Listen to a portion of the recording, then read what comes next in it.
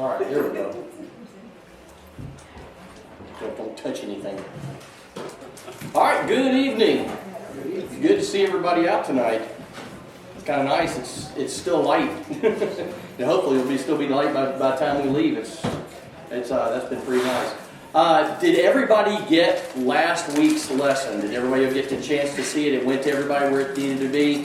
Fantastic. Before I tell you what, let's go ahead and have a word of prayer. Then I'll start asking all kinds of questions. Okay? Let's pray. Our Father in heaven, we're so thankful for the day. We're thankful, Lord, for our safety here. We pray, Lord, your blessings on us as we leave. Help us to get home safely as well. We ask your blessings on all of us as we study together tonight. We pray your blessings on our study. We ask you to bless the sick that we know of. Help them to get better very soon. And ask you to be with those who may be traveling. Keep them safe. In Jesus' name we pray. Amen. Any questions about the video last week? Anything that was covered that maybe you had some, what does this mean? What is this all about? I think I made it. I think I kind of went through things kind of slowly. When you're doing that kind of a recording, a lot of times you don't get any kind of feedback. So if there's any kind of questions about anything now, it'd be a good time to do it. Anybody? Nothing? Okay. Well, fair enough. All right, good deal. I do want us to let's drop back to Genesis 39 before we start with 40. By the way, we got 4 classes left, including this one. And then there will be a final. I've gotten back 2 midterms, so if there's anybody that has not gotten their midterm, let me get that quickly. I of course want to extend grace where grace is necessary, but I would like to get all those back so I can get those finished grading. They have all been graded, by the way. I'm sorry I have not sent out grades, but they have all been graded, and so far everybody's doing just fine if you're taking it for credit. But back in chapter 39, I want you to look in verse 7, and we're going to go forward from that point. It goes right back here, and it's interesting that the scriptures make this point. It says, now Joseph was handsome in form and appearance. So this gives us, I think, why it tells us that he was handsome in form and appearance, I think really goes to the idea of Potiphar's wife being attracted to him. He was a good-looking guy. He was probably maybe to the Egyptians, because the Egyptians did have a certain appearance to them, like almost everywhere else in the world. But he was a good-looking guy, and she may have been attracted to exotic. To her, he was an exotic-looking fellow. He was different from everyone else. So that may have been the part of it. But look what it says. After a time, his master's wife, Potiphar's wife, cast her eyes on Joseph. In other words, she looked at him to be attracted to him. This is the same type of idea that when a man looks at a woman to lust after her, this is the exact same idea and concept. So she looked at him not as her husband's servant or a servant of the household. She looked at him as one to be attracted to. So she looked at him to lust after him with her mind. Okay, so what does she do? She puts it into action. Now she had a choice to make, right? She just said, "Look, this is a servant boy. He's not my husband. I have no business, have no right to be with him." But being a person of privilege, she was the wife of an official of Pharaoh's court. She may have been very used to getting what she wanted. And I said in the video, who knows how many times she's tried this in the past. And maybe has gotten away with it, and now she feels very emboldened to do this again. This could have been just a habit with her.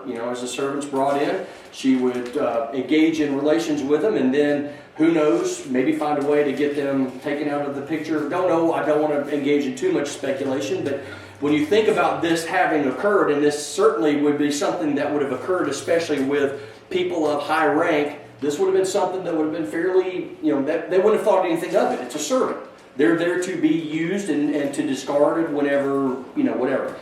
But look what it says. He says, she cast her eyes on Joseph. She looked on him to lust after him and said, lie with me. So now we know the temptation has given rise to action. All right. So she's doing exactly what it says, that sin creeps up and then what? Temptation and then action. All right. So this is what's happened. But he refused. Joseph refused. And said to his master's wife, look at what he says.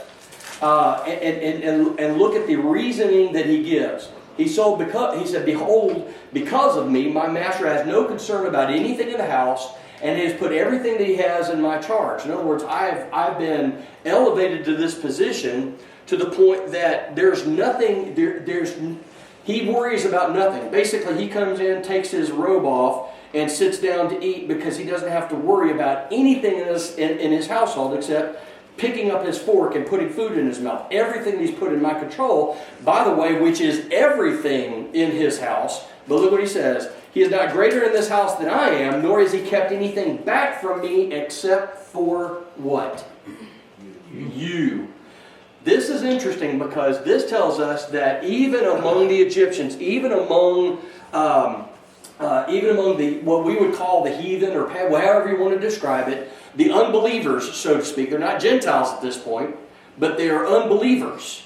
That even amongst the unbelievers, there was an understanding of monogamy. There was an understanding of sexual sin. There was a thing that is not to be done. And what has happened? Potiphar said, everything in here is yours except for her. Okay? Now, whether he had to stand there with Joseph and make him understand that, which leads me to believe that if there were other servants in the household, that Joseph was free and clear to do anything he wanted with any of these other servants.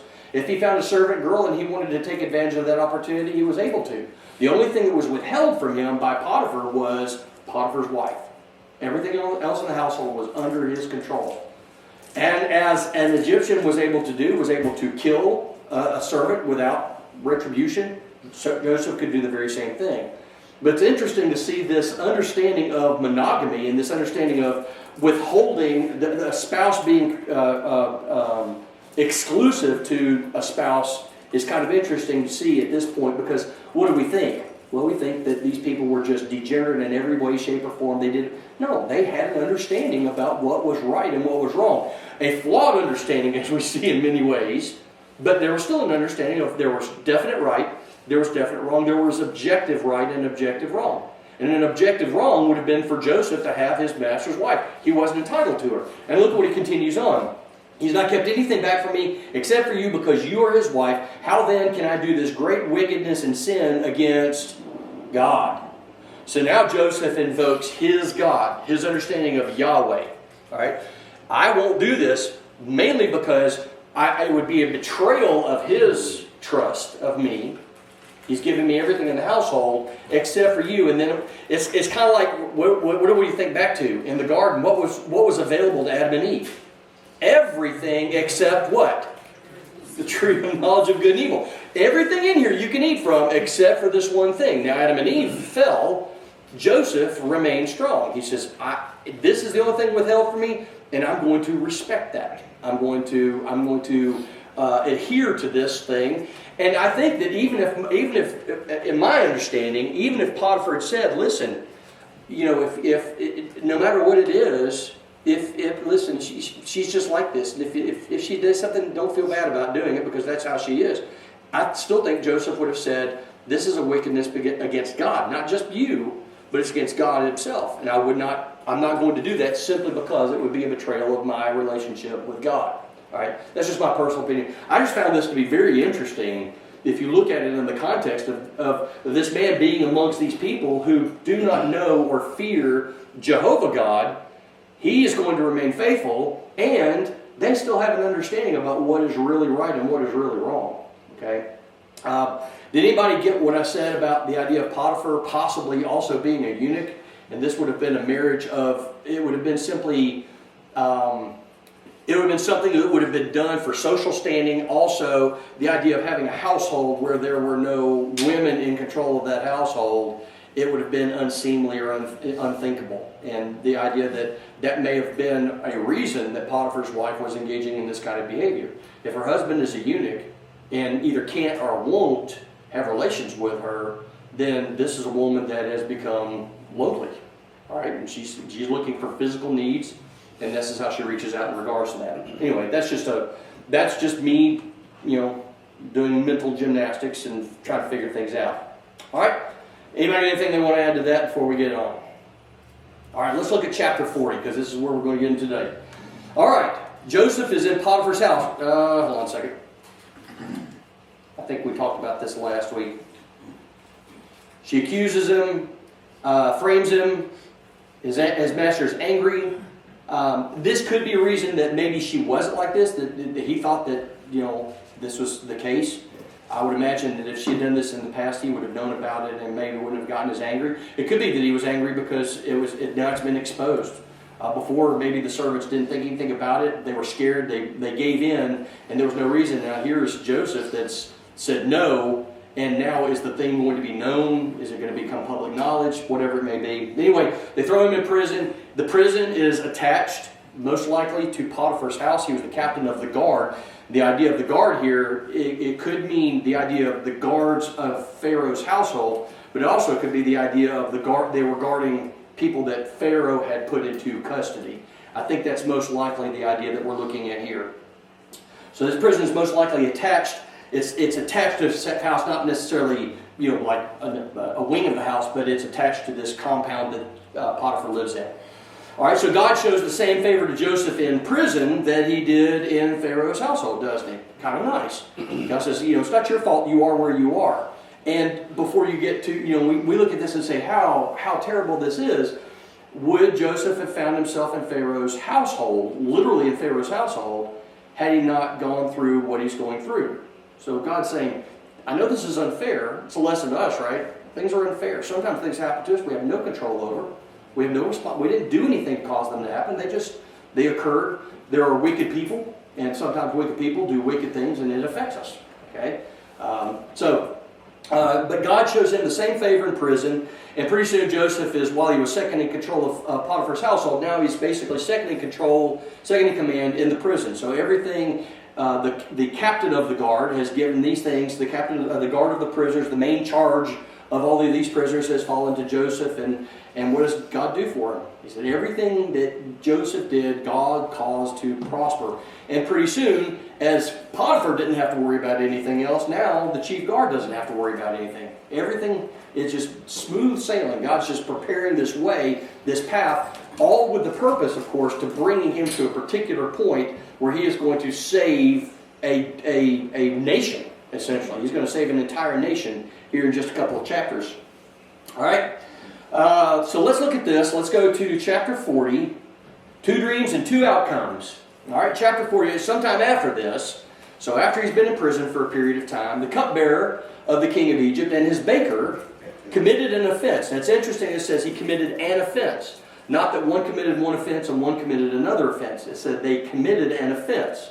This could mean that the two of them had done something maybe in cahoots with one another. It could be that one did one thing and the other one is caught up in the transgression of another. The baker had done something specific and the cupbearer has kind of like gotten caught in it and now he's dragged into this as well. But it says they committed an offense against their lord, the king of Egypt, Pharaoh.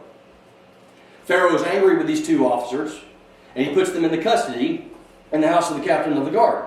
So these were 2 officials. Notice it says, he says the cupbearer, in verse 2 it says the chief cupbearer and the chief baker. So that's something that's kind of important to know. These were men who had control of everything pertaining to their job. The idea, we think, why would you need a chief cupbearer? What did the chief cupbearer do? Well, this is a guy with really a major responsibility. What's the one thing that we do every day? We eat and we drink, right? So what did they drink? Was it water? Sometimes, yeah. I mean, they had purification. They were able to drink water. But most of the time, they drank a very watered-down wine because it was able to kill a lot of the stuff that would be found in water that may make them sick. So, it's the idea of, you're talking about wealthy people. Wealthy people, in case you've never met any, wealthy people love to drink. And they like to drink a lot of wine. They like to drink all of this stuff. But no matter what was poured for Pharaoh, whether it was wine, whether it was water, whether it was beer, they brewed a lot of mead. Whatever it was, this man was responsible for whatever was poured for the Pharaoh. While he didn't necessarily always bring it to him, he was responsible for it. So whatever was poured, what did the chief cupbearer need to do? Tested it, right? So he would whatever was poured out of one thing, it was a ritual. And I had to do a little bit of research on this. He would take this cup And the only one who was responsible for was Pharaoh. That's the main issue. So there would be this elaborate ritual where that cup would be brought out, and water or whatever it was would be poured into this cup. He would take a large drink of it, and there would be a period of time where they would watch for any kind of, is he being poisoned?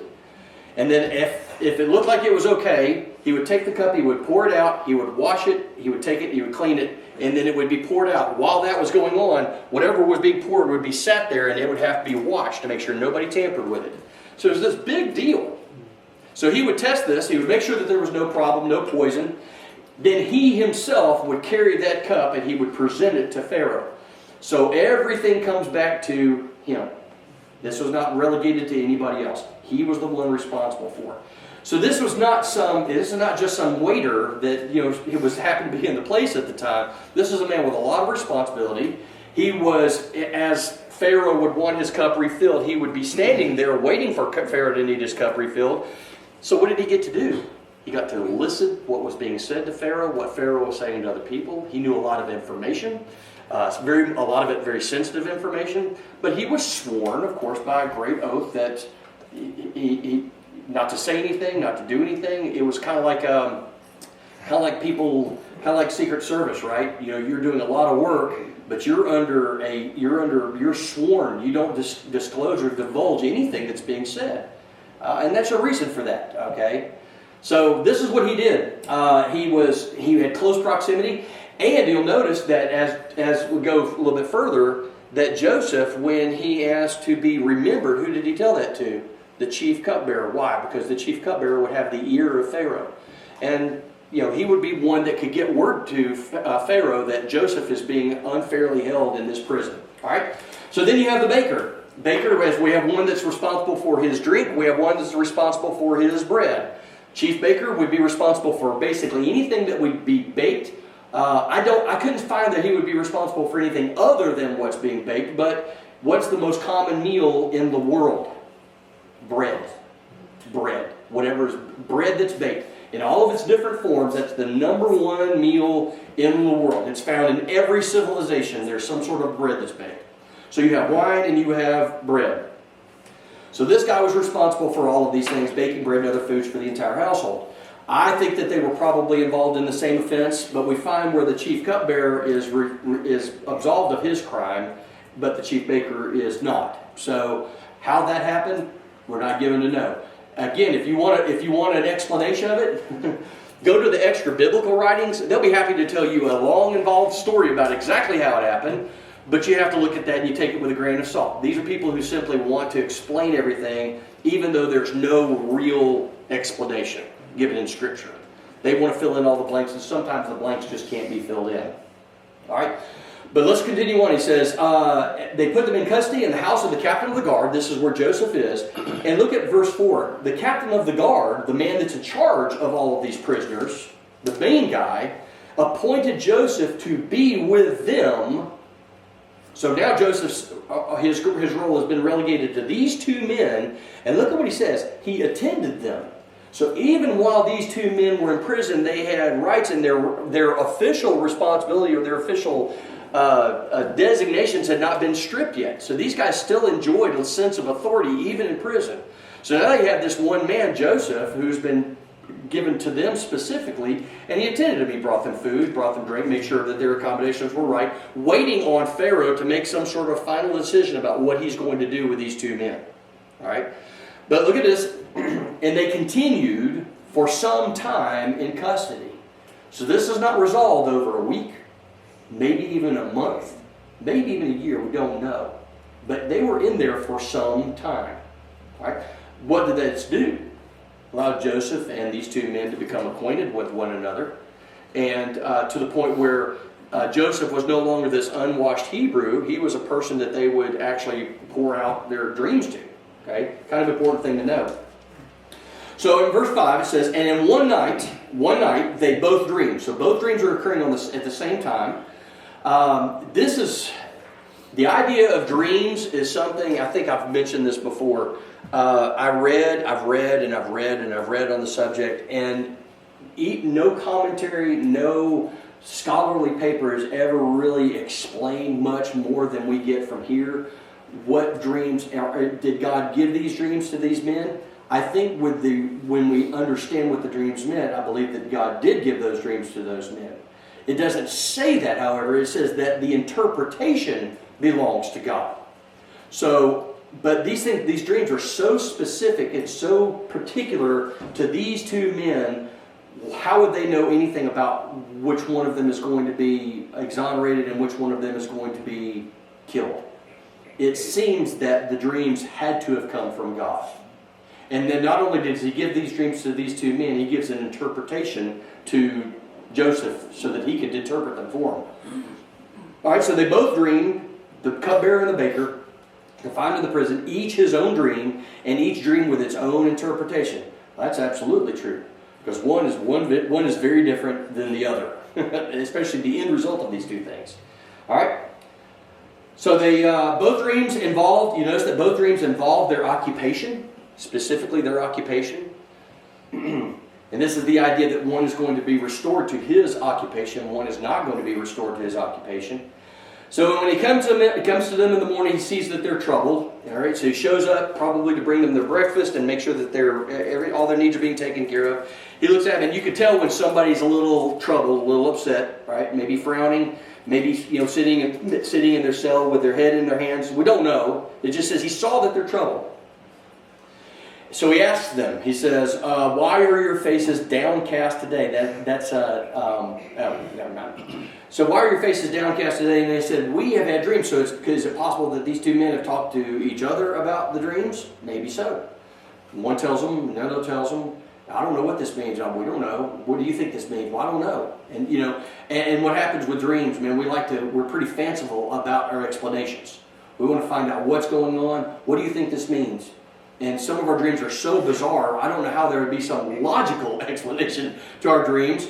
But what are our dreams? If they're not coming from God, and I'm not saying that our dreams come from God, but if they're not coming from God, typically it's your subconscious trying to make sense of something that's going on, whether it's something you fell asleep to. How many times have we dreamed about something that we talked about, or we discussed with our spouse, or we watched on TV, or some kind of thing like that right before we nodded off?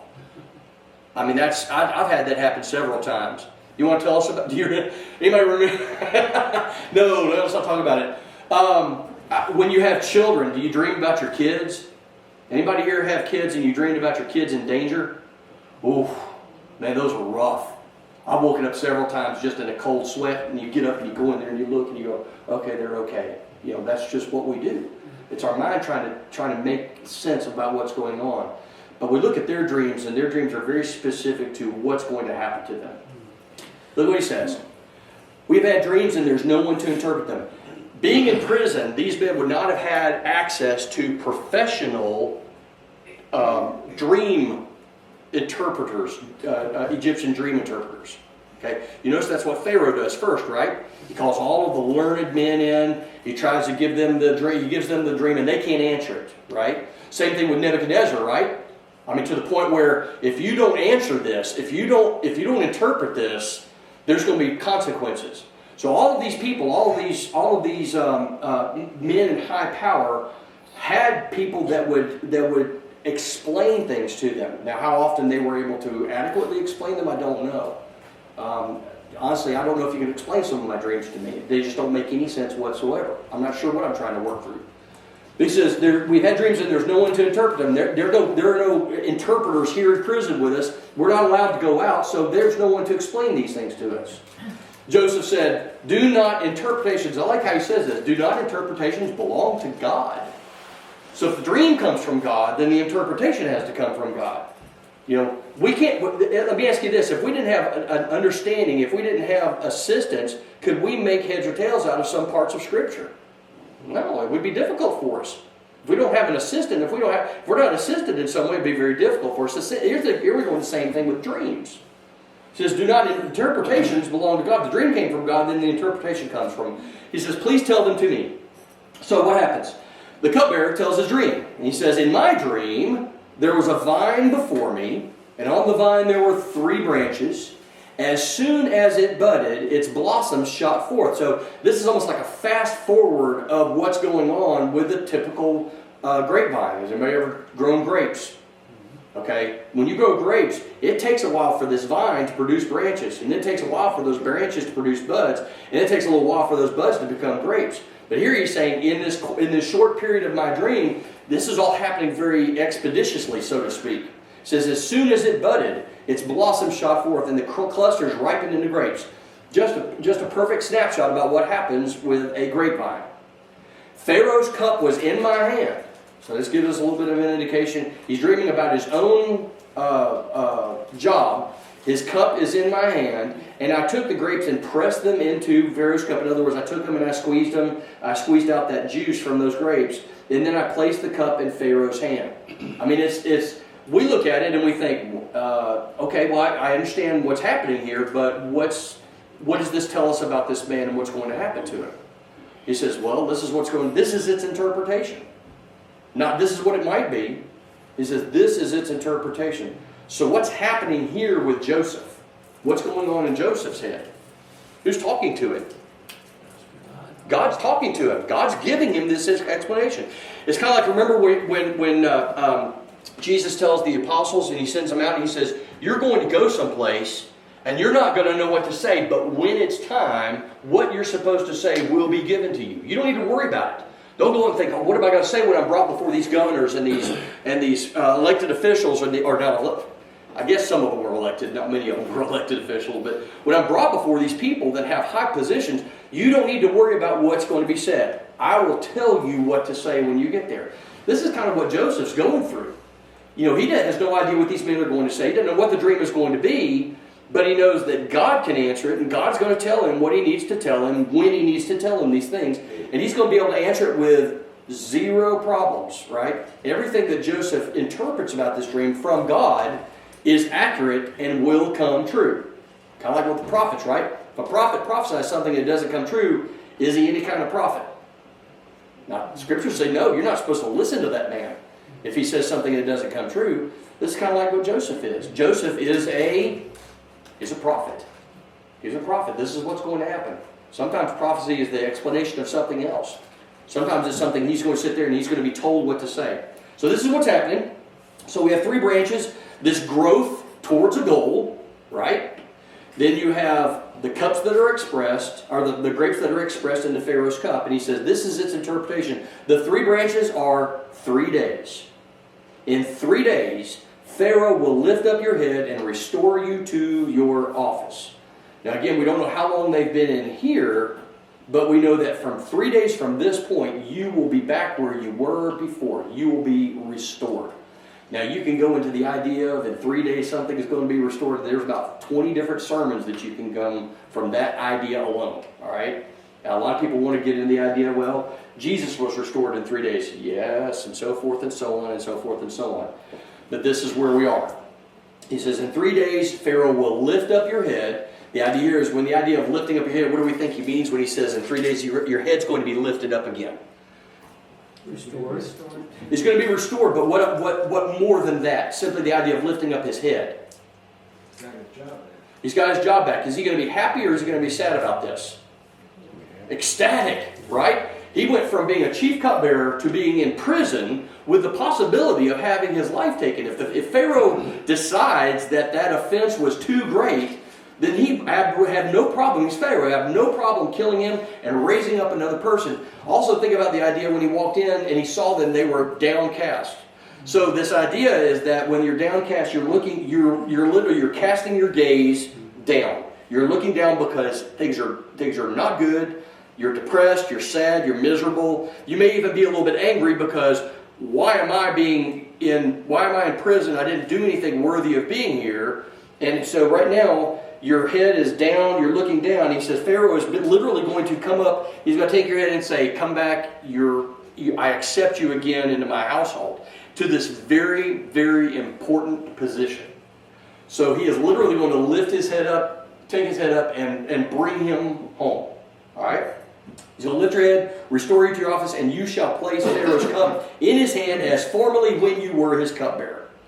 Look at what he says now. Here's Joseph's thing. knowing full well that this is going to happen. There's no doubt in Joseph's mind. This is from God. This is what he says. He says, only remember me. Only remember me when it is well with you, and please do me the kindness to mention me to Pharaoh, and so get me out of this place. Get me out of this house. Potiphar's house it was great for a time, and now it's miserable. I'm ready to get out of here. For indeed I was stolen out of the land of the Hebrews, and here also I have done nothing that they should put me into the pit, the idea of prison. All right? So, that's one interpretation down. Joseph's he didn't even give it as a condition. He says, I'm going to tell you the interpretation, but please, since I've done this kindness to you, do this kindness to me. Just remember me. Say what you need to say. Do what you can possibly do. Even if it just means getting me out of here and letting me go. I'll go back home. Just get me out of this place. All right? So now, look at verse 16. He says, when the chief baker saw that the interpretation was favorable. So was he thinking, maybe I'll hold back. I don't know what's going to be said. It's the idea of almost burying your head in the sand. I don't want to say anything because it may not be a good thing. I don't want to tell the dream.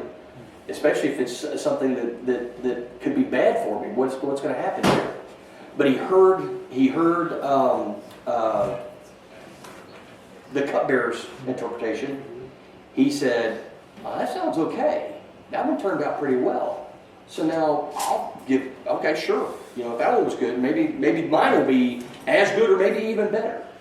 All right? So he said, I also had a dream. There were 3 cake baskets on my head. When you think about that, it's kind of an odd dream to have. I could see the great dream better than I can the 3 baskets on the head, but dreams don't always make sense to us in the short term. In the uppermost basket, there were all sorts of baked goods for Pharaoh, but the birds were eating it out of the basket on my head. Joseph answered and said, this is the interpretation. Same wording as he gave to the cupbearer. This is the interpretation. It comes from God. It cannot be, this is what's going to happen. In 3 days, Pharaoh will lift up your head. Now you're thinking, as the baker's listening to this, he's like, He says, you'll lift up your head from you. And he's going to do what? He's going to hang you on a tree. And the birds will eat the flesh from you. Man, what a letdown. Here you have this guy, he's hoping maybe it's going to be the same thing. I'll be restored to my former glory as chief baker. And if he is responsible for the crime or the offense, if he is truly guilty of the offense, he may be thinking, hey, I'm going to get away with this. If he is truly guilty of the offense, maybe he's thinking, well, it's, I did it. I've got what's coming to me, and this is just the fair end of what I've done. I think about the idea of the thief on the cross. He said, we're here because this man's done nothing wrong, but we're here because we did what we've been accused of. We're getting what's coming to us. We had it coming. But anyway, it doesn't say anything about that. That's just me thinking out loud, okay? So, in the cupbearer, we have the 3 branches. This is the growth towards a goal. The goal is the idea of this cupbearer being restored to Pharaoh's service.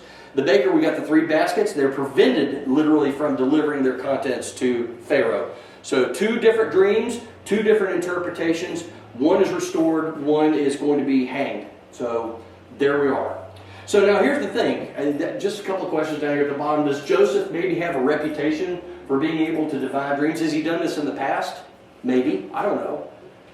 It's certainly within the realm of possibility. But you notice that when he gave the dreams about his brethren to his brethren, he didn't really have an interpretation for them.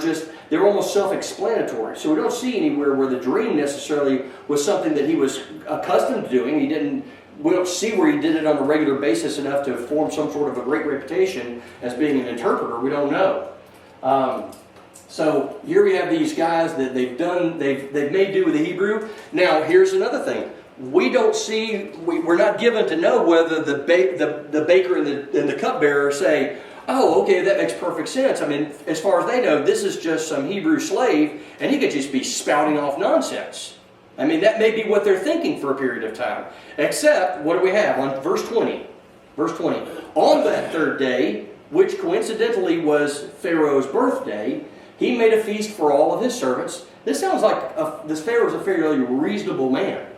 All right? I think a lot of times we think of Pharaoh as the Pharaoh of Moses' time, which was an unreasonable man. that this is a man who not only is the head of a large nation, a very developed nation for the time, but he seems to be fairly reasonable in what he does. So it's his birthday, and instead of treating himself, he's going to throw a feast for all of his servants. But what does he do? He lifts up the head of the chief cupbearer and the head of the chief baker among his servants. So he brings them out of that pit, that prison. He brings them, and in front of everybody, what does he do? He restores the chief cupbearer in full fulfillment of that interpretation, and he placed the cup in Pharaoh's hand. Now, this was a big deal, as we said. This is a guy that was in prison, and his life was forfeit if that's what Pharaoh wanted. But he restores him to his exact position that he had before. He doesn't place him down and say you have to work your way back up. He says, you're exactly where you were before. Pharaoh decided that either he was not guilty of an offense, or it was so minor that it didn't need to be considered. He may have realized that the baker was the one, the head honcho behind it. I don't know. Doesn't say. But what does it say in verse 22? In full fulfillment of that interpretation, what does he do to the chief baker? What does he do? Hangs him. All right, hangs him on a tree, as Joseph had interpreted to them. You wonder if they dismissed Joseph's interpretations, they're not anymore. They're not anymore. And you wonder if they remembered that interpretation immediately that Joseph gave them, or were they, especially with the chief cupbearer, was he so glad to be out of that prison and back where he was that everything faded into the mist, kind of like in a dream, right? You forget about him almost as soon as you wake up. When he was restored, was he just so excited and happy and pleased to be back where he was that he just forgot about Joseph? And what we see where he does, right? But you know that baker, as he's getting ready to be hanged, you know he's remembering. You know he's remembering what Joseph had told him. So, verse 23 gives us a sad, kind of like this sad, let me see, okay. Gives us this sad kind of closeout to this particular part of it. It says the chief cupbearer did not remember Joseph, but forgot him. All right. So sadly, oops, sorry. That's not supposed to do that.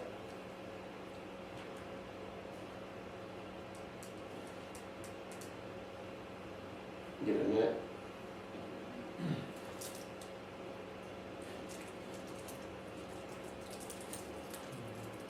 I'm sure it'll come back up in a moment. If not, we'll watch a TV show.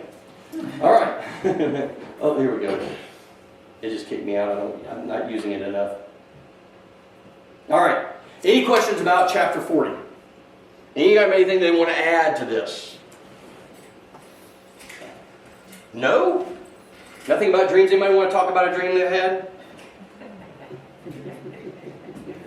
You know, have you ever tried to explain a dream to somebody? And to you, this dream is like this big, you know, it's just confounding you, and you're kind of almost like worried about it. I don't understand it. Then I've done that before to my wife, Heather. I'll say, I just had this weird dream last night. And she'll say, okay, do you want to talk about it? I was like, oh, yeah, sure. And I try to come up with details for it, and I'm giving these details in little drips and drabs. And she looks at me, and I look at her, and she goes, "You're right. It was weird. That's a weird dream. This makes no sense. There's nothing logical. You can't." She said, "Well, who was in the dream?" And I said, "I think this person was in the dream." And said, "Do you remember?" I said, "I didn't see their face, but I just know they were in it somehow, and I can't understand it. I can't explain it."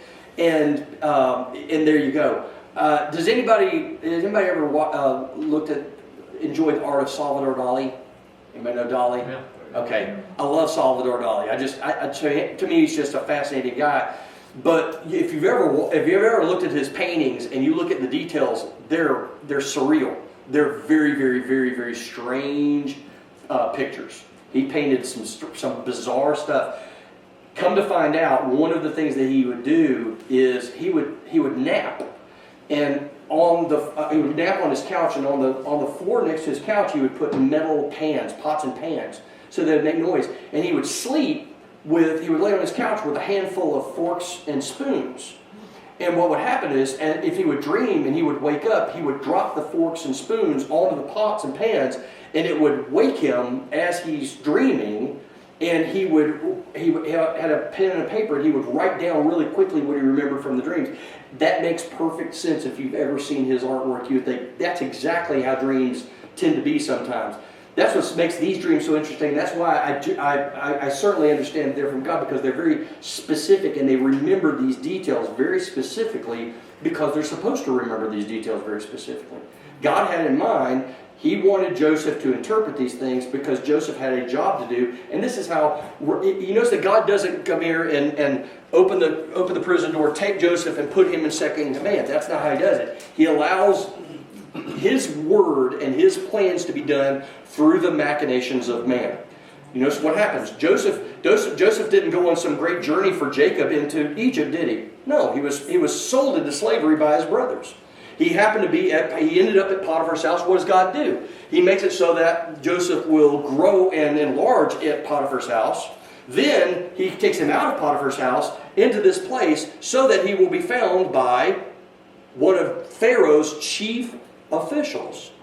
God works through this thing in such a strange way sometimes. We look at it and we think, how would this work? What is He going to do with this? But we think about ourselves. We find ourselves, where am I right now? And I ask myself, what does God have in mind for me? And if I sit there now, here's the thing: I got to be very careful that I don't say, oh, He did this so that I could do this. Sometimes I just have to let things happen. And I do what God wants me to do so that He can take me from where I am and He puts me where He wants me to be. All right, we do that? Yes. I'm going to try it. I saw you looking. Yes. You were thinking. I saw you thinking. What's going on? Well, even if none of us have the gift of dreams or interpretation, there are some logical things that we could consider. Joseph, from the very beginning, whether he recognized it or not, had the Lord talking to him from an early age. Mm-hmm. Well, you figure if his dreaming reflected his heart. Mm-hmm. Same thing with King David. Same thing with a lot of men of old. Well, I know that before I became a Christian, I used to have a lot. My wife says that I'm very animated in my dreams. I have maybe 3, 4, 5 dreams per night. Wow. And the gist of it all is that I used to dream about being pursued by the police or law enforcement or getting in trouble in the Navy.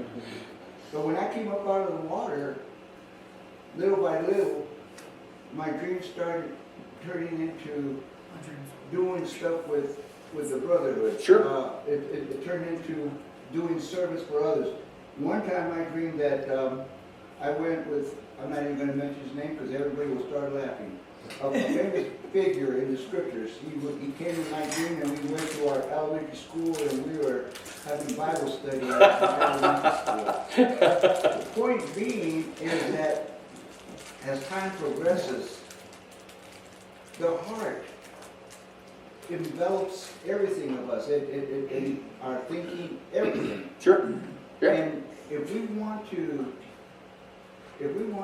have the mind of Christ, it is a good thing to keep on meditating on Scripture throughout the day, throughout the week, throughout the month. Sure. Yeah. And even if we don't have dreams like Joseph, I think that the Lord does a real good job of leading. If I could say this with accuracy, I guess, He has a way of leading us, whether we're subconscious or whether we're in real time. Yeah. Does that make sense? I understand. And I agree. I think we got to be careful. Because I do know people who believe that God is literally in the middle of the night. He's coming and whispering in their ear. Yeah. But does God speak to us? Yes, of course He does. And we have to be open to hearing that. You notice what did Eli tell Samuel?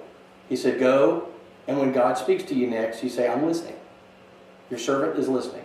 And while we don't, God's never just come and done. That would be, I don't know what I would do.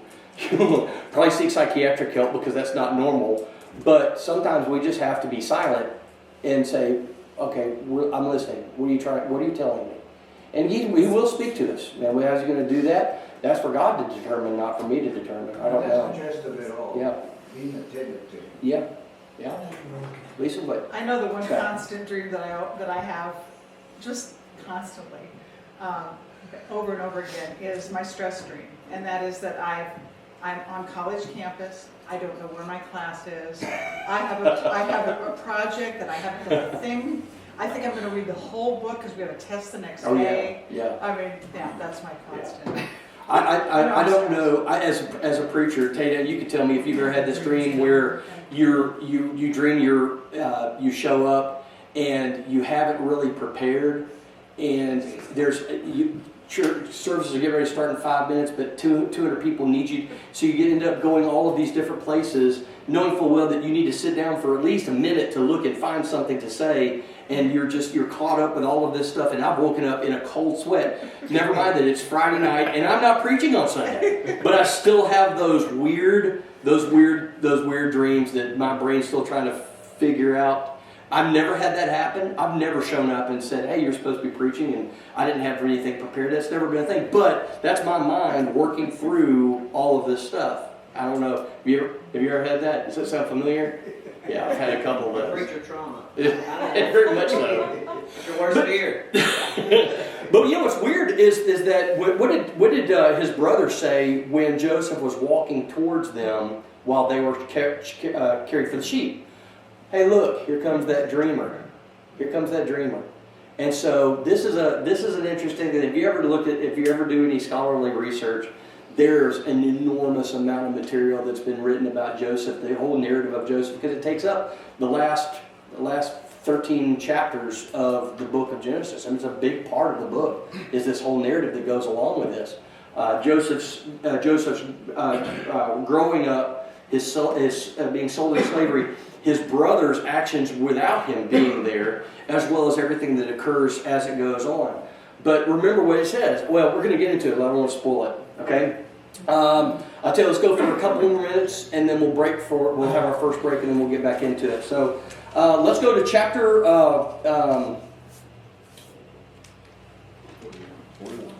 41, and I forgot to put this slide up. You can take a look at it real quick.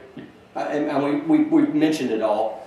I will say this. Joseph asks to be remembered to Pharaoh. It's interesting, he said, you think about all of the other ways that the cupbearer may have been able to assist him. But who does Joseph ask to be remembered to? The big guy in the country. I mean, he is, I was not able to find out at this point whether the pharaohs were considered gods yet, but I'm relatively certain that if they were not deity, they were certainly part of that pantheon, so to speak. They were god kings, not gods, but god kings. So they were kings that were raised up by the gods to serve in that capacity, and their decisions and everything that they said and did was not to be questioned. It was all to be obeyed without any kind of question. So, why would Joseph? The question here is, why would Pharaoh care about a Hebrew slave in prison? Why would he even care about a Hebrew slave? But you notice that he says, I think this also goes to the idea of Pharaoh being a reasonable man, because he says, I'm not even supposed to be in this country, much less be in a prison in this country. So he's hoping that the cupbearer will be able to remember him to Pharaoh, so that Pharaoh can maybe hear his case and maybe let him go and just say, listen, you're not even supposed to be here. Go home to your family. Okay, this is unreasonable. You shouldn't have been here in the first place. All right. Here's another. We answer this. Why did the cupbearer forget? I think it's because I don't think he intentionally said, I'm not going to pay attention to this guy.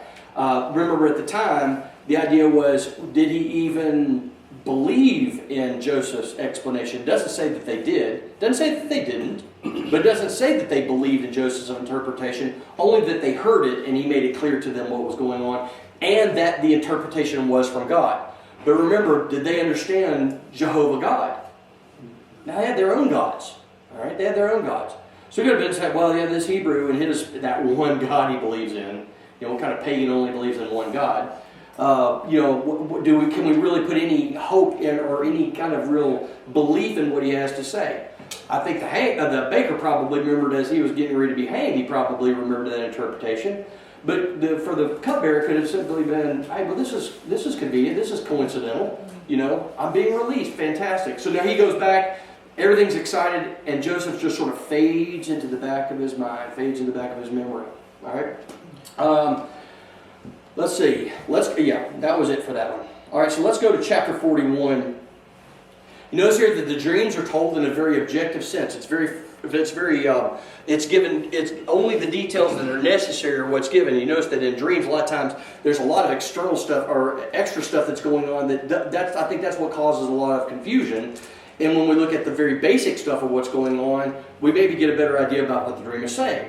But so let's look at here. It's very concise. It's not a huge amount of detail. It's very specific to what's going on. He says after 2 years now, after the cupbearer has been restored, 2 whole years go by before Pharaoh has this dream. But that again comes from God. God's given the dream and God will give the interpretation of the dream. God has something in mind for the nation of Egypt. Even if Pharaoh doesn't understand that God has something in mind for the nation of Egypt, which shows that God has all the entire world in mind when he does what he does. He's not, even when Israel was at its zenith, Israel was not the only focus of God's attention.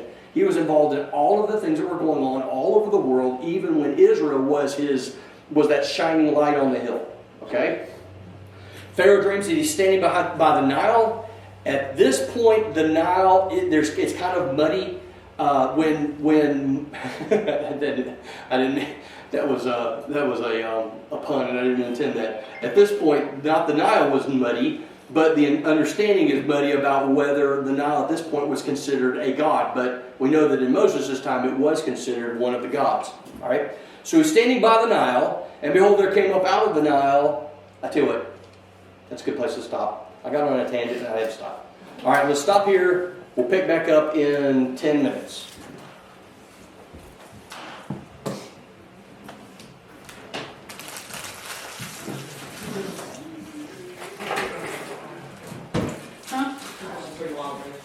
Yeah,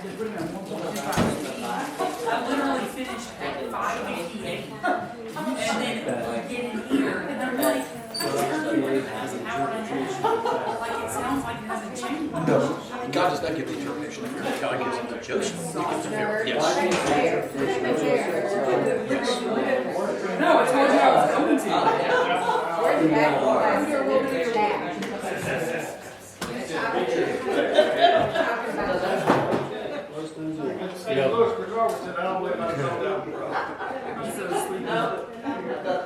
It's just weird how you have the. You know, watch it on your phone. I think I'm going to listen to some I feel like that's the What grade do you teach? And he tells you what it is. So like, From interjects his own engineering.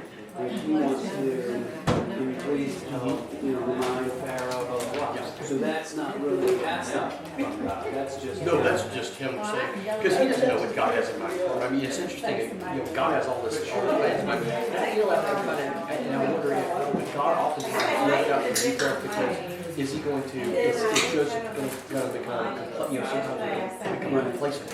Like, well, you still need to do what you're supposed to do. You don't sit around and wait to be rescued. You continue to do what you're doing, which is good because it was 2 years later. Right. So if he had said, oh yeah, I'll take care of it, and Joseph did that, what might he have done? Continue to do what he's supposed to do. Keystone? He is. You get it? Hey, that's good. We get it.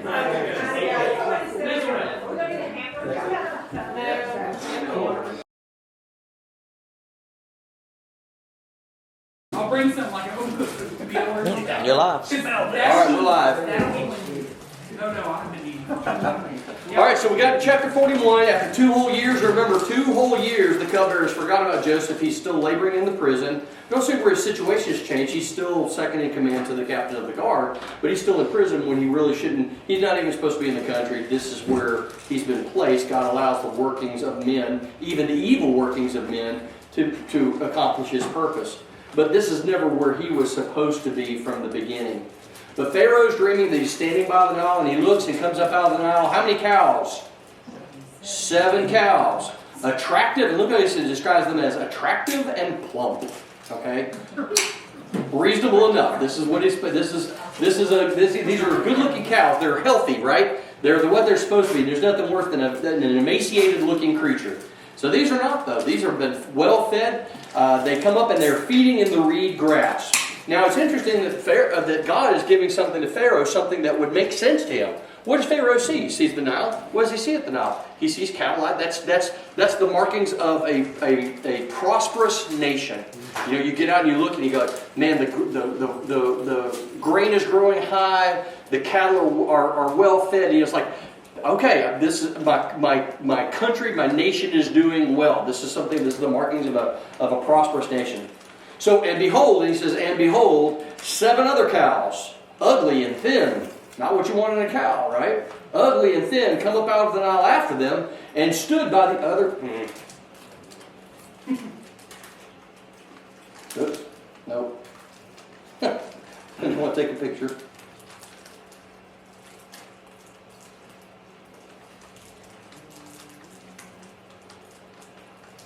We'll get there in a minute. Here we go. All right. The ugly stood by the other cows on the bank of the Nile. So we have 7 more come up. You got 14 cows. And what happens? Rather than those thin, emaciated, ugly cows feeding on the grass, what do?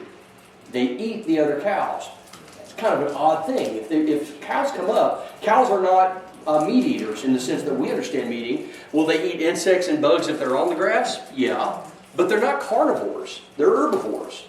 But rather than these 7 emaciated cows eating the reed grass that the good cows are eating, what do instead? They eat the plump cows. That's kind of an odd thing to look at. And it says what do? It says they ate them up. So it's not a sense of they absorbed them. It's that they ate them. They opened up their mouths and they ate these other cows. Not liking it to the idea of, it's like this cow sitting in there and all of a sudden it's like a big fish that eats a smaller fish, right? They open it up, unhinge their jaws and suck that thing down in there. You can imagine for someone in a dream, this might cause alarm bells to go off. What in the world's going on here? It's not natural for it to do that. But that's the idea here. Something's going to happen that is not natural. All right? Had they had famines before? Of course. Had they had droughts before? Of course. But look at what he says. The ugly thin cows ate up the 7 attractive cows, and Pharaoh awoke. All right? That would scare you. That's not normal for that kind of thing to happen. This is one of those dreams you wake up and you go, oh man, what's going on? All right? So he fell asleep again and dreamed a second time. So there's 2 dreams going on one evening. And behold, 7 ears of grain, plump and good, right? Reminiscing back to the 7 plump and attractive cows. Plump and good were growing on one stalk, and behold, after them sprouted 7 ears, thin and blighted by the east wind. And this is even stranger. The thin ears swallowed up the plump full ears. So this is an even more bizarre type of thing. How did they do that? This is, oh my goodness. You just ignored your mom? Yeah. She knows I teach on Monday night. She's not supposed to be calling me. Now, okay, good grief. Now she'll call my wife. Why didn't Chuck answer my phone call? Like, well, because he's preaching. All right. Okay, so let's get back to this. Oh, mercy. So after them sprouted 7 ears, thin and blighted by the east wind, the thin ears swallowed up the 7 plump full ears. So you have the good, the plump, the attractive, the healthy looking things being swallowed up by those that are not normal. It's not the way it's supposed to be. And Pharaoh awoke, and behold, it was a dream. So he kind of had the same situation that we have sometimes. It was just a dream. But in the morning, look what happens. In the morning, his spirit was troubled. So he was able to fall asleep again, but when he wakes up, he's in his mind, kind of like in our mind sometimes, there's something more to this. I'm having a hard time with this. What did this mean? He didn't dream about people that he knew. He didn't dream about anything else. He dreamed about these these strange situations, animals that are herbivores eating physically other animals, grains of wheat or whatever it may be, the crop, swallowing up the other. Something's not right here. This is off in some way, and his spirit is troubled. Now, the idea of spirit meaning that consciousness it didn't set well with him. He knew there was something more to it. He needed to find out what it was. So what does he do? He sends and calls for all the magicians of Egypt and all of his wise men. These are the people that the baker and the cupbearer would have gone to had they been in Pharaoh's household at the time. They would have gone and consulted with these men. This is my dream, give me the interpretation. Now, here's the thing. As those dreams were from God, and to God belong the interpretations, what happens with these wise men and these magicians? Are they able to interpret them? No. Now, it doesn't say that they didn't give him any interpretation. It meant that they were not able to interpret them to Pharaoh. So they heard the dreams, he explained them in detail, and it could be that they, likely what he did was he told them, and they all went and consulted with one another, and they realized there's no interpretation that we can give this man. I mean, there's something that we might be able to come up with, but nothing that's going to make sense in view of what's been told to him. We can't understand it. What does this mean when, thin cows eat fat cows? It would make more sense if a fat cow ate the thin cow, not vice versa. And why would it make sense for a cow to eat another cow anyway? They don't do that. They're not even set up to eat that kind of food. All right? So, but it also shows the high regard with which these magicians and wise men were viewed in the kingdom. Okay? This is who he consulted. He didn't roll over to his spouse and say, hey, what does this mean? He called in all these people that were trained in this sort of thing. These were people who set themselves up as being able to interpret these dreams. But look at verse 9. Here we go. 2 years later, what does the cupbearer say? The cupbearer, he says, I remember my offenses today. Now there's two offenses, right? The offense that he gave to Pharaoh, and there's the offense that he gave to Joseph. He said he would remember him, and he didn't remember him. When Pharaoh was angry with his servants and he put me and the chief baker in custody, we dreamed on the same night, he and I, both of us, and each of us having a dream with its own interpretation, and a young Hebrew was there. Now, Pharaoh doesn't know Joseph. To him, he's just another Hebrew slave, one of the many slaves that labored in Pharaoh's kingdom. This young Hebrew was there with us, a servant of the captain of the guard. When we told him, he interpreted our dreams to us, giving an interpretation to each man according to his dream. So Baker dreamed something, he interpreted his. I dreamed something different, he gave me a different interpretation. And this is interesting, as he says, as he interpreted to us, so it came about. This kind of gives rise to the idea that it's possible that when they heard the interpretation, they just disregarded it. It was just, who is he to tell us what these dreams are? Who is this Hebrew to tell us what the dreams are?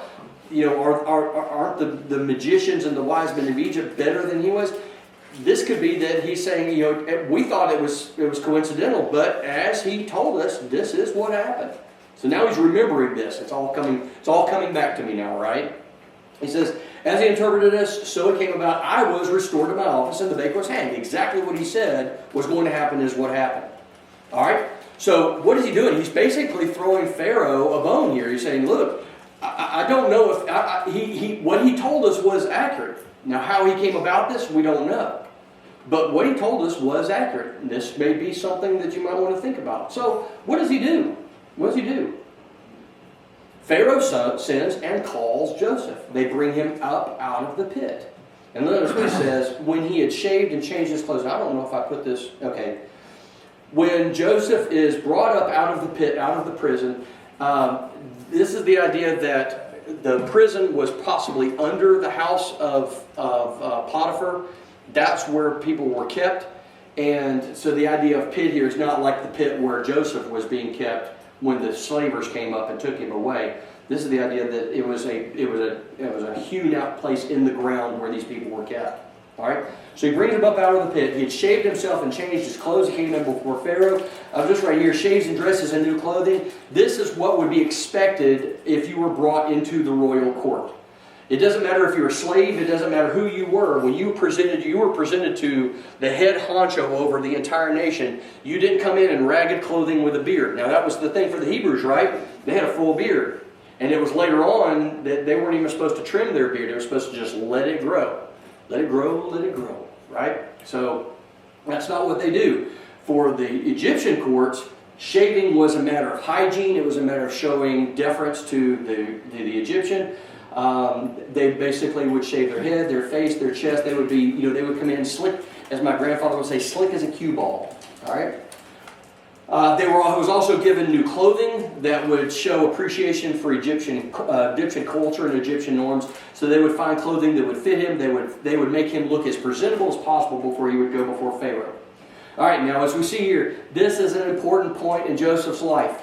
His old life, the possibility of going back to his homeland and resuming his life with his family is over. That will never again occur, right? He remains in Pharaoh's court until he dies. But this is an important thing. This is something that God had in mind. God is going to cause to happen because God has something in store. Not just for Joseph, although Joseph is going to be magnified. The whole point was that he would go before and preserve a nation. All right? Joseph is he's the point man, right? He's the emissary. He's the one that's being sent forward to do this thing. All right? Joseph's response to Pharaoh, he acknowledges Pharaoh's position as being the monarch and being in control of this nation, but he also establishes God over Pharaoh. You notice that Pharaoh has the dream, but Pharaoh can't interpret it, can he? He's going to labor in it's going to be in mystery until God himself that sent the dream is able to interpret it. So Pharaoh, while you may be in charge of Egypt, which is the known world, you're not over God. God is the one that's going to give this to you. So he says he presented himself, he came in before Pharaoh, he would come in, he would go through all of the motions, the bowing and the scraping and all of these things. So Pharaoh says to Joseph, real quick, what's going to change here is going to be it's such a dramatic change in such a short period of time. Here he comes in, he's been prepared to come before Pharaoh as a slave, and how is he going to leave that throne room? It's this breaking off point that's just such a huge thing. He says, I've had a dream and there's no one who can interpret it. Absolutely. No one is able to interpret it. All of these wise men and magicians, they can't do it. There's no one who can interpret it. I heard it said of you that when you hear a dream, you can interpret it. In a way, yes. In a way, no. Simply because Joseph hears a dream doesn't make him able to interpret it, is it? Who has to give him that interpretation? God has to give him that interpretation. If Joseph were doing this of his own, he would be about as good at interpreting a dream as I am. God has to give him that interpretation. He said, it is not in me. All right? So he acknowledges that he is subservient to God. You know, it would be very easy for him to say, oh yeah, absolutely. I have this ability, and he could very easily promote himself. But he doesn't. He says, it's not in me. Right? And we see that a couple of times through Scripture where people say, it's not me, it's God. All right? He says, God will give Pharaoh a favorable answer. Now the idea here is we got to make sure that we understand when it says he will give him a favorable answer. It does not, the translation here is a little misleading. It's not since that whatever Pharaoh hears is going to be a good thing. It merely means that Pharaoh will not get an interpretation until God is involved. Only God can give this interpretation to you. Okay? That's what it means by this. Because you think about it, some of this is unfavorable. Very much so. First 7 cows, great. Second 7 cows, not so good. So that's not favorable. It just simply means that he's going to give them the interpretation that is going to be the right one, the correct one. All right? So Pharaoh says to Joseph, and it's interesting that, well, I'll tell you what, let me go through this and then we'll go back and talk about it. And Pharaoh gives Joseph the dream. He merely restates the dream. 7 fat cows are sitting there, they're eating grass. 7 skinny cows come up and eat the 7 fat cows. All right? In verse 22, 7 ears growing on one stalk, full and good. 7 ears withered, thin, and blighted by the east wind, sprouted after them, and they swallowed up the 7 good ears. I told them to the magicians, but there's no one who could explain to me. Look at Joseph says to Pharaoh, the dreams of Pharaoh are one. There are two things, there are 2 different dreams. They have different components to them, but they're all saying the same thing. All right? The 7 good cows are 7 years. The 7 good ears are 7 years. The dreams are 1. There's 1 interpretation of it. The 7 lean and ugly cows are 7 years, and the 7 empty ears are 7 years. 1 is 7 years of what? Plenty, right? The kingdom is going to produce. Not only is it going to produce, it's going to produce in abundance, and we'll see that here in just a couple of moments. They're not just merely good 7 normal years of productivity. The Nile would overflow its banks. It would fertilize the land. It would water the land. The crops would grow, and so forth and so on. These are 7 years of extra. God's going to bless it with more than normal. But the second 7 years are 7 years of famine. It's going to be unlike a famine that's ever been seen before. So it's a gracious plenty, and then it's going to be years of want, serious want. So, and the doubling of Pharaoh's dream means that the thing is fixed by God, and God will shortly bring it to pass. In other words, he's stating it, and then he's stating it again. It's kind of like the idea of woe, woe, W-O-E, not W-H-O-A-H. Not like woe, but woe unto. And you see it repeated, and he'll say, woe, woe. That means this thing is decided, it's set, and it's going to come about. All right? Kind of like the idea about the dreams being stated twice in the chapter. These are things that are determined by God. They're set in place by God. God is going to cause them to come about. And there's nothing that can be done one way or the other. You can't stave it off. All you can do is deal with it in the way that it comes about. All right? So, therefore, let Pharaoh select it. You notice he doesn't say, hey, I interpreted the dream for you. I'm the guy for the job. He says, let Pharaoh select a discerning and a wise man and set him over the land of Egypt. You don't do this yourself. Put somebody in charge that knows what they're doing. Simply because you're Pharaoh doesn't mean you're going to know how to take control of this situation. Find somebody that knows what they're doing. Somebody that maybe is in charge now. Maybe. Put them in charge. Set him over the land of Egypt, over the entire nation. Let Pharaoh proceed to appoint overseers over the land. Look at this. Take 1/5 of the produce of the land of Egypt during the 7 plentiful years. Right? How much is 1/5 percentage-wise? 20%. Right? Take 20% of the produce of the land during the 7 plentiful years. Let them gather all of the food of these good years that are going to come. Remember, there's going to be 7 years. Now, here's the thing. What do most people do when there's 7 good years? What do? They live up to their means, right? So they just continue to live life as it always has been, and then when the bad times come, they're found without.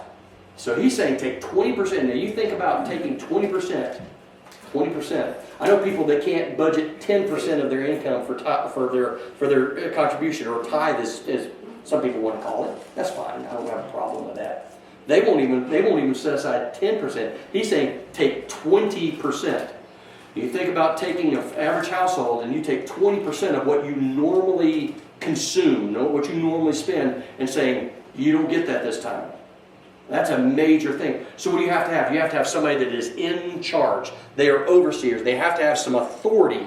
It's not merely a suggestion. Hey guys, you might want to just hang on to this for the next 7 years because it's going to be difficult. You know, when that first year happens, you think, okay, we can make it through this. And then the second year, and then the third year, and then the fourth year. What happens to people? They get desperate. They get dangerous. So this needs to come from the top down. You need to have people in charge and overseers over all of the land. Let them gather all the food of these good years that are coming and store grain under the authority of Pharaoh. It's important. For food in the cities, and let them keep it. So, for example, if somebody came to me and said, "Hey, listen, all the groceries you buy, you need to keep 20% of that aside." Will a lot of people do it? Yes. Will a lot of people not do it? Yes. And what's going to happen? Those are the people that are going to say, "I'm starving. I need food," and there's not going to be anything there. So he says, "What we're going to do." I'm not a big fan of huge government. I'm not a big fan of government overreach. But remember, this is from God, not from Joseph. This is from God. God saying that this is what's going to happen. And Joseph, with his wisdom, is saying, look, let this occur. Okay? So let's continue on to this. All right, here we go. That food shall be reserved for the land against the 7 years of famine that are to occur in the land of Egypt, so that the land may not perish through the famine. Absolutely true.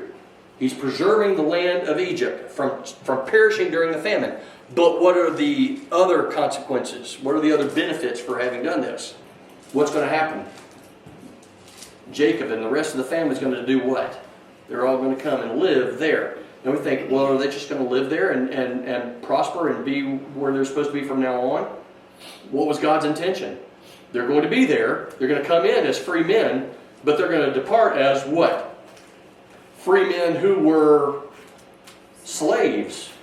It says you're going to come up, you're going to march out of this land as former slaves. You're going to be held in captivity for almost 400 years. But then you're going to walk out of this nation as free people as well as having plundered the nation of Egypt. So God has all of this in mind, and right now, all it does is boils down to this dream. So they don't know what's going on. Same thing with Abraham, same thing with Isaac, same thing with Jacob. They've been given this promise, but they don't know how it's going to come about.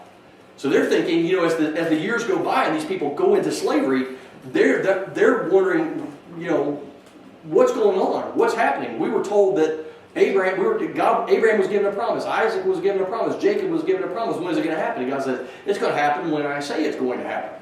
Same thing with this famine.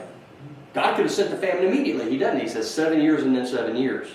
So the narrative here is just fantastic. All right. Pharaoh gives Joseph the benefit of his willingness to bend to God's will. I like this. He says, since God chose you to interpret, I choose you to lead. That's Pharaoh's mindset. God chose you to interpret the dream. At this point, he acknowledges that it's, Joseph's God that's given him the interpretation. His own people couldn't do it. Or whatever interpretation they gave made no sense. It didn't happen the way it was supposed to happen. So now it's Joseph's God's the one that's caused this to occur. All right, so what happens? Let's see. Pharaoh goes against all known protocol in installing Joseph as an overseer. Foreigners were not allowed high positions, and we know this is no small position, right? What does he say? Pharaoh says to his servants, can we find a man like this in whom is the Spirit of God? Then Pharaoh says to Joseph, since God has shown you all of this, there is none so discerning and wise as you are. I think he's thinking, well, if God's giving you this interpretation, he'll give you the wisdom to do what I'm about to put you in charge of. You shall be over my house, and all my people shall order themselves as you command. I've never seen anything like this before or since. I've never seen it in Scripture where this has ever occurred before this happened or after this has happened. Egypt is no small power at this point. It is one of the major world powers at this point. And here is a man who is in charge as a king, but also as what we would understand to be a God king. And he's giving up a part of that authority and instilling it in Joseph. This is just so unheard of and such a major change in protocol from what would normally be happening. Normally you would say, hey, listen, we have plenty of wise men. I'll find somebody from in my own house. I can have control over them. I'll be able to exercise authority. But here he says, because of God's giving you this, there is no one as wise as you are. At least none that's been able to show that they're as wise as you are. Yeah. Can I throw something in here about free will? Sure. I like the way you're verbalizing it, that he didn't have to follow protocol, but he did what he thought was wise. Yes. Well, I think this is a beautiful example of God giving mankind free will since the garden.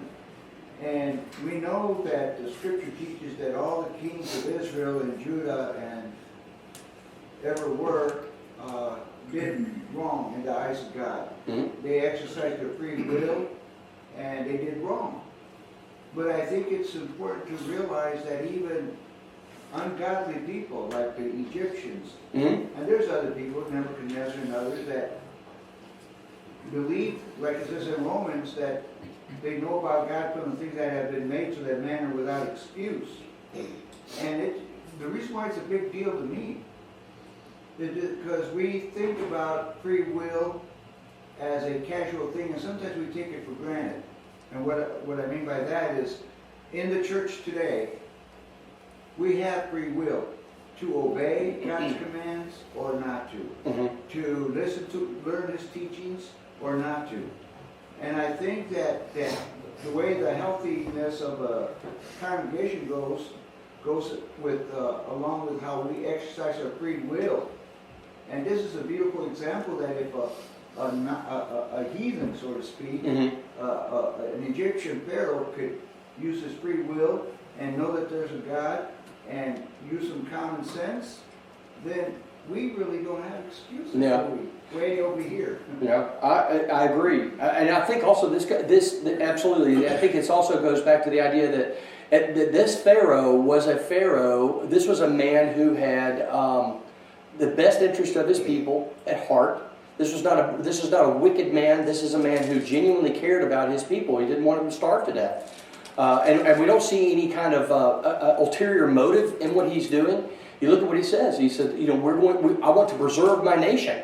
And he listened. He was able, when he gave Joseph this authority, we won't read where he came behind him and said, hey, we want to do this. And I liken this to the idea, and in the church today, there's nothing better than an eldership who says, we're going to let this man serve as a deacon, so to speak. Let's just say it's a deacon. We're going to let him serve, and we're not going to come behind him and micromanage everything that he does. We trust him.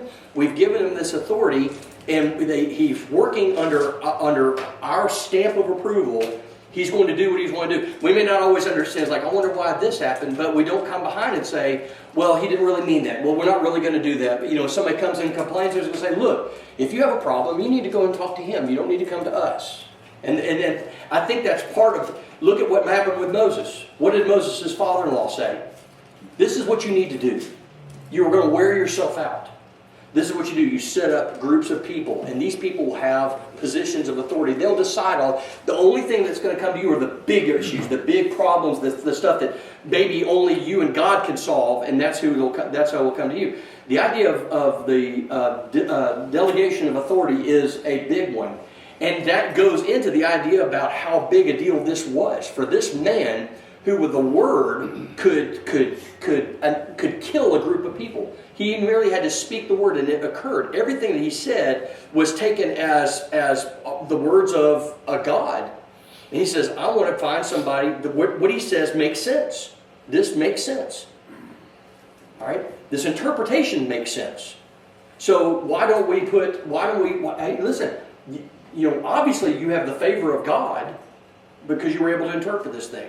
Why don't you do this? I want you to do this. And he sets him up, and he gives him utmost authority. Basically, other than in the throne, everything else was on Joseph. Yes, ma'am. It's interesting to me. I don't know the answer to this, so here's my question. Sure. As Joseph keeps talking, he's saying, God has shown Pharaoh. Mm-hmm. God has done this, but I have a footnote in my Bible where it comes to verse 38. Can we find anyone in this man in whom is the Spirit of God, but the footnote, or is of the gods? Mm-hmm. So can we say that Pharaoh's like, I'm buying into this God is God, and I'm giving up my God. I know, and I think we got to be careful that all of a sudden Pharaoh is the believer and is Yahweh is all of a sudden Pharaoh's God. I think that would be a mistake. No, I think that Pharaoh, because this is the interesting, and this is kind of interesting. For many of the people, let's think about Nebuchadnezzar. Remember what Nebuchadnezzar says. As he sees these signs and wonders that were done by the God of Shadrach, Meshach, Abednego, and Daniel, as he sees this, I see there is no other God so great as their God. It doesn't mean that he says, I reject all of the other gods, and their God is the only God. He merely says, their God is the most powerful. All right? Now, as we go a little bit further on, you get the sense that maybe Nebuchadnezzar and the successive kings that came about were starting to lean more towards that God, Jehovah, Yahweh, as being the only God, but they never quite say that. So we've got to be careful that we don't look at Pharaoh and say, he's rejected all of the pantheon of Egypt and now they only worship Yahweh. We don't find that anywhere. He didn't become a convert? No, unfortunately not. But the good thing about it is he acknowledged that Joseph's God was a powerful God. He acknowledged that he gave Joseph an interpretation that seemed accurate and right for the context in which that dream occurred. And it seemed, what's the worst? Let's put it this way: if he did all of this, what's the worst that happened? Even if the interpretation doesn't come true, what's the worst that happens? There's no downside to it. Say they had 7 years of plenty and they saved up 20%. Say there was no famine, what would happen? That means the nation's running out of surplus. You can't really complain about that. I believe that as God gave Pharaoh the dream, while we don't see this, I believe that God works in the lives and he works in the minds of these world leaders from the very beginning. Did he give him an understanding that what he had done was the correct thing? I think so. I think so. But no, we don't see anywhere where Pharaoh said, oh yes, I'm now a believer in Jehovah and now we're only going to do this. They just don't see it. Yeah. If they did, it was a very short-lived thing because before too long they're right back to doing what they're doing in the first place, right? So anyway, but he says, see, I've set you over all of the land. Oh no, go back. You shall be over my house. All my people shall order themselves as you command. Only as regards the throne will I be greater than you. So only when I sit on the throne will I have authority. He's putting him in charge of something. He's not coming back behind him and trying to micromanage everything. I think we need to look at this in a very succinct, specific way. This is, I'm putting you in charge. Do your job and make sure that you do it. I don't want to look back and regret having put you in charge. But I don't want anybody else as wise as you are because you're the one that gave me this interpretation. All right? So Pharaoh takes off his signet ring, puts it on Joseph's hand. The signet ring was important. This is the one that came from Pharaoh's own hand. That ring gave him an authority that was never to be denied. So anywhere he went in the kingdom, if he had that ring on, he was the top guy. He was in charge. If he said something, you jumped to because it was basically coming from the Pharaoh. All right? Clothe them in garments of fine linen. You notice that I said here, he changes his name. That name, by the way, it means God speaks and he lives. So he's acknowledging Joseph's God. All right? He's acknowledging Joseph's God while not rejecting his own God. He acknowledges Joseph's God. And we see that throughout Scripture where people believed in, they understood Yahweh while they didn't claim him themselves. They acknowledged that he was a God and he was a powerful God. All right? He gives them an Egyptian wife who happens to be a daughter to a heathen priest. I wonder how that worked in that household. We're not really given too much understanding about that. I think Joseph was probably strong enough to ward it off. Again, you want to look at some extra biblical stuff, go into all of the extra biblical stuff. They'll tell you that, oh, not only did she convert, she did this and so forth and so on. Nothing that we find in Scriptures. Not one thing that we find in Scriptures. That is merely a group of people who say, we got to explain everything away. All right? But anyway, he takes this, and this is kind of interesting. Pharaoh himself takes this priest's daughter and gives her to Joseph as a wife. Okay? So what is he doing here? He's integrating him. So he's integrating Joseph as best he can into Egyptian society. So what does this do? It makes him presentable at court. It makes his name, because remember he was a Hebrew. Now he's a Hebrew, but he's a lot like us. He dresses like us. He shaves his head like us. He's married to one of us. He has Egyptian kids. He walks around in Egyptian clothing. Everything about him has been carefully manicured so that the people don't revolt. Because remember, this is a big breach in protocol for him to put this foreigner is now second in command. Well, what? Oh yeah, but look at him. Look at him. He's shaved real smooth, and he's wearing the right clothes, and he's got the right type of jewelry on. He's riding around in a chariot, and there's his wife. She looks like one of us. So Pharaoh this is a calculated thing on his behalf to make sure that Joseph is not rejected by the people that he's supposed to be over. Can you imagine if this dirty Hebrew with a long beard and dressed weird, and he shows up and starts barking orders? What's going to happen? People are going to be upset. But that's not the way he looks anymore. He's changed. He's intermarrying too, though, not the people of Egypt. As a Hebrew. He is marrying an Egyptian wife. I'm wondering how much of this was Pharaoh's hand in this. Now remember, if Joseph doesn't take after the Egyptian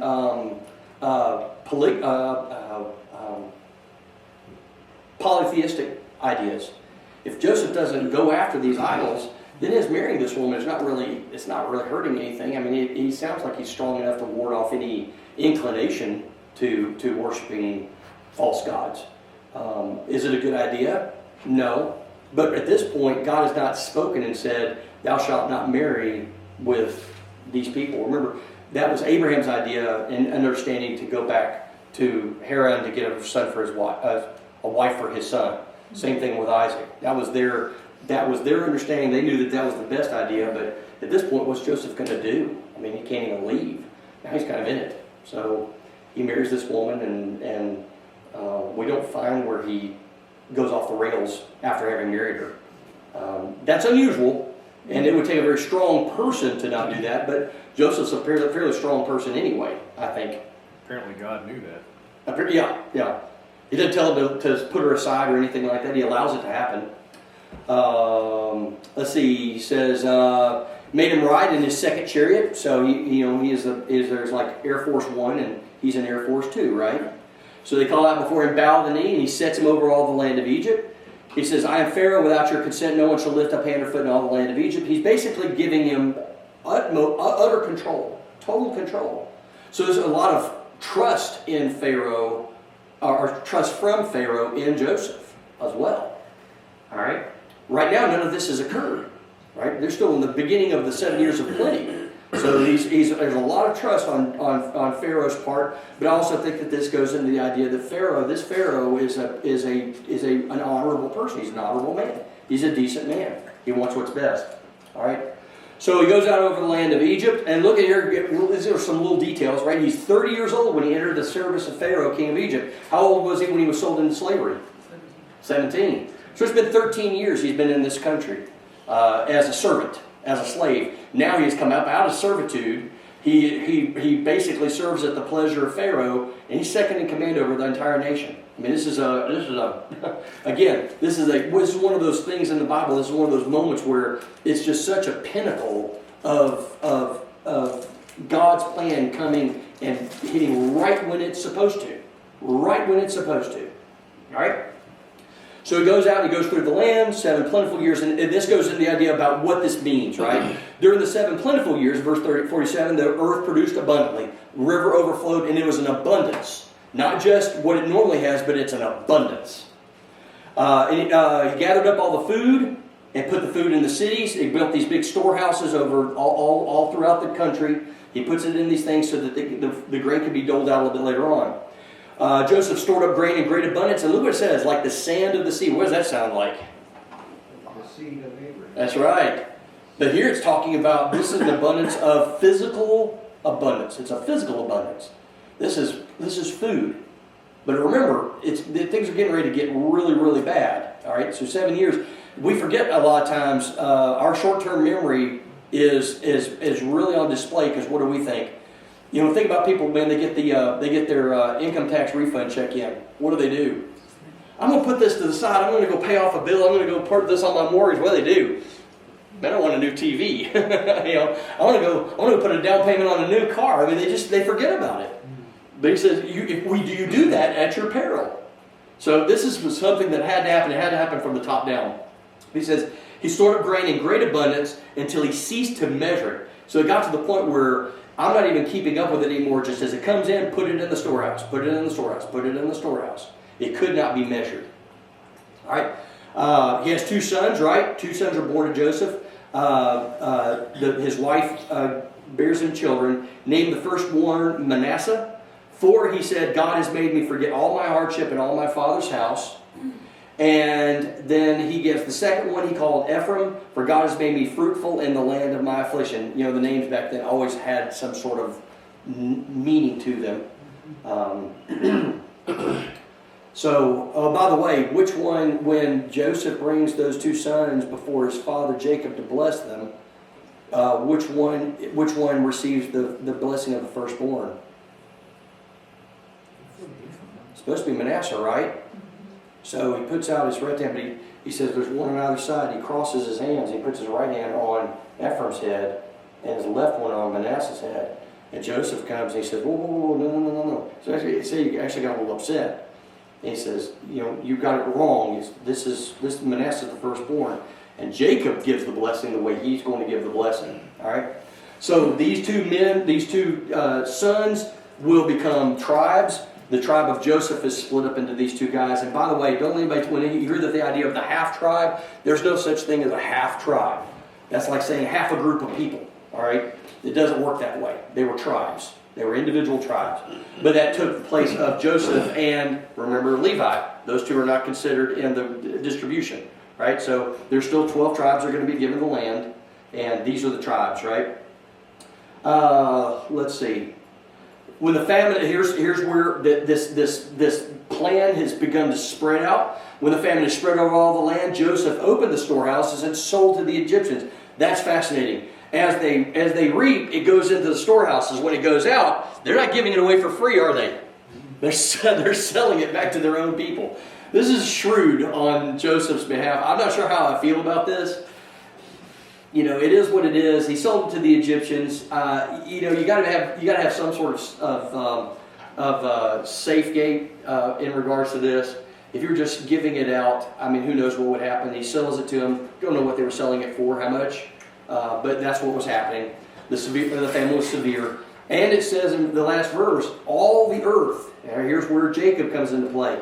All the earth came to Egypt, to Joseph, to buy grain, because the famine was severe over all of the earth. So this is not some localized thing. This was happening all over the known where these people were. It was over all of this area. All right, up in Canaan, they were having problems. In the Negev, they were having problems. I'm trying to remember the name of the Sinai, they were having problems. Everywhere was having problems, so they all came to eat, get food, right? All right, real quick, let's do, almost done. So let's look at chapter 42, right? All right, here we go. Jacob learns there's grain for sale. So this tells me that the famine is hitting Jacob and his folks. When you've got when you've got the vast group of people that Jacob has got, that he's in charge of, he's taking care of, a famine hits pretty hard, right? Because you're responsible for all these people. They're under your protection. As patriarch, you're responsible for these people.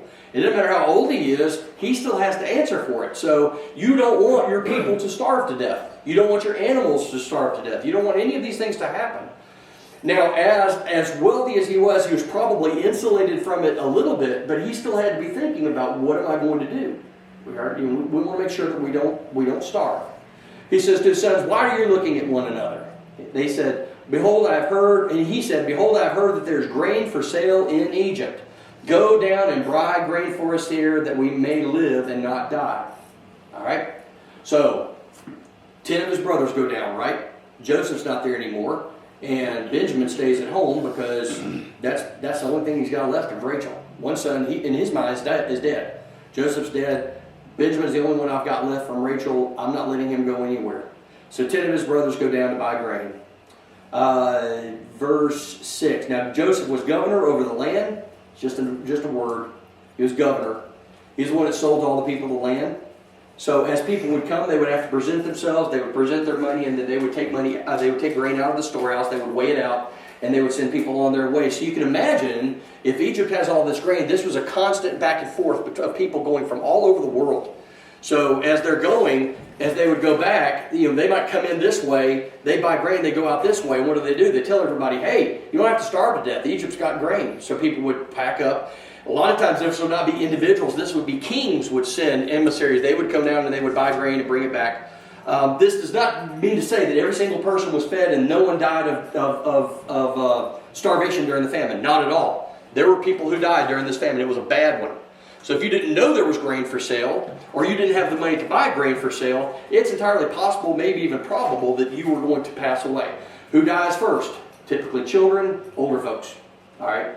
So you had a big drain of population when something like this occurred. All these little kids that would grow up to be families and perpetuate the line, a lot of them died during the famine. And famines were bad news. There still are. Luckily, we have a lot of safeguards in place in places like this. While it may be bad in this area, it may not be so bad in this area, and we'd be able to take care of one another, and we do that all the time, right? We do these humanitarian efforts. I remember the big thing when I was a lot younger was the drought and the famine that was going on in northern Africa. You had, what was it? It was Aid for Africa, but I can't remember country right up there at the top. Ethiopia. Yeah, Ethiopia. I can't remember. And then you had the stuff that was going on in Indonesia. You had the situation that was going on there. We still have them, but they don't have the kind of effect anymore that they used to have. The closest we've had come in a long time was the Dust Bowl in the 20s and just into the 30s. We had that in this country. That's probably the closest we've come in a long time for people to starve to death in this country. I mean, we just don't. If you're starving to death in America, there's something going on because you can go almost anywhere and find food. But back then, I mean, there's these big dust bowls. I mean, all these places that would normally produce wheat and barley and grains, and it's just nothing but dust. The ground was bad, and then you had locusts. You had all this kind of stuff. It was almost like, I mean, back then, if you read some of the stuff from back then, there were people who genuinely believed this is God, bringing down some sort of a plague on us. Don't know.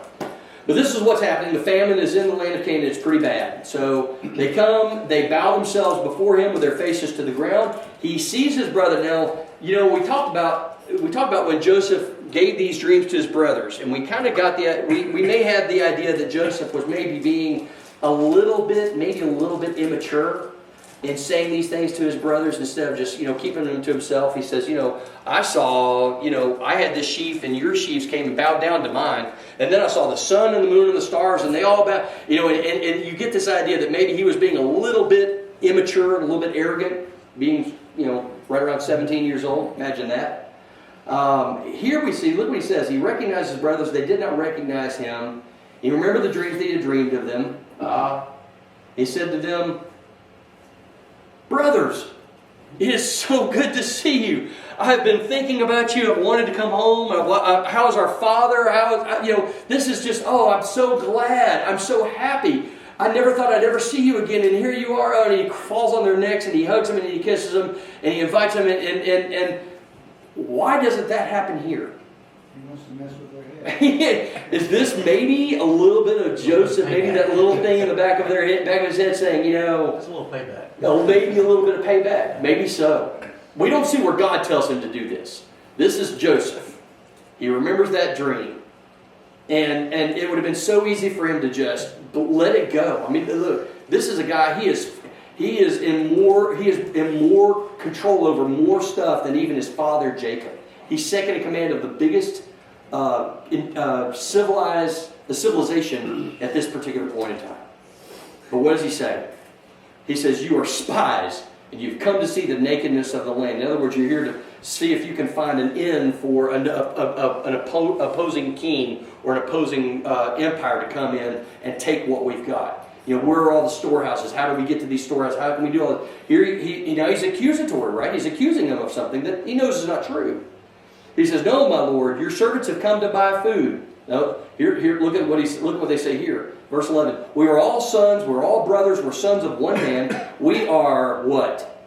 Honest men. Hold on. We are honest men? What a claim. Are they honest men?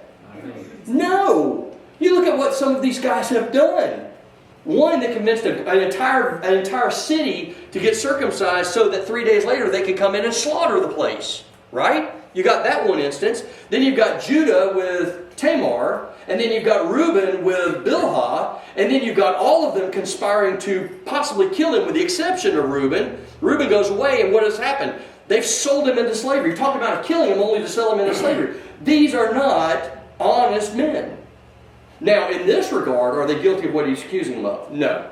No. In that regard, no. They're honest in that capacity at that particular point in time. They are not spies. They are merely there to buy food. Your servants have never been spies. And probably in their mind, they're thinking, oh yeah, we are honest men. They're not. They're not. In many of the things they've done, they are very wicked men. Well, for that day they were. That for that particular instance, at that point in time, they are honest men. In that instance, yes. And notice they clarify this. We're honest men. Her servants have never been spies.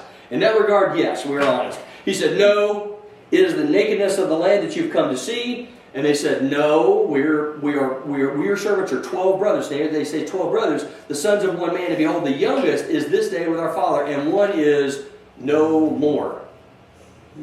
What do they mean by that? It's Joseph. It is Joseph, but why are they saying he's no more? Because they think he's dead. I believe he's dead too. It could be they think he's dead. Have they talked? Have you ever seen anybody do this? They repeat a lie so long that it becomes real to them. He's dead. He has to be dead. We didn't kill him. Our hands are clean in that regard. We didn't kill him, but he's probably somewhere, and he probably spouted off about some dream, and they killed him for it. You know, in their minds, they've talked themselves out of even believing that he's alive anymore. To them, he is dead. He is no more. All right. But Joseph said, "It is as I said to you. You are spies." Now you know that these guys are hearing this and they're petrified because this guy is in charge. If he wants them dead, he just has to do this. And a bunch of guys are going to descend on these brothers and they're going to kill them. And you know what they're going to do? They're going to throw them into a pit like they were going to do with Joseph. You know? And then what's going to happen? What's their father going to do when he finds out that his sons have been executed as spies? I mean, can you imagine that he got one son left, right? One son left, Benjamin. And he glad he didn't send him down there with him. But here's what happens. He says, "We, your servants, are 12 brothers. The youngest is with our father. One is no more. As I said, you are spies. By this you shall be tested by the life of Pharaoh. You shall not go from this place until your youngest brother comes here." You know, this is getting more and more perplexing to these guys as they're hearing him speak. So you think we're spies, but you want our youngest son to come and be here. This just didn't make any sense to them. But, you know, in a way you almost think, well, you know, they kind of had this coming. You know, if he wanted to play with it, if he wanted to mess with their minds, I almost can't blame him for playing with their minds and getting one more thing over on them. But anyway, he says, "Send one of you, bring your brother while you remain confined, that your words may be tested, whether there's truth in you, or by the life of Pharaoh, surely you're spies, and there's only one punishment for that in those days." They weren't going to go to jail for a little while, and there was not going to be some long drawn-out trial where they have counsel and everything. No, I've determined that you're spies. By the life of Pharaoh, you are spies, and if you're spies, immediately your life is forfeit. And that's typically what happened back then. That's what they did to spies. So he puts them all of them into custody for how long? 3 days. 3 days. You know, I'm wondering how long was Joseph in that pit? Wouldn't it have been just poetic if he was in that pit for 3 days? When they threw him in there? I don't know. It's not given to know, but that's what it is. On the third day, Joseph said, "Do this and you will live, for I fear God." Ooh, now he invokes God. Okay, which God? The God that's spoken here is who? Jehovah. It's Jehovah.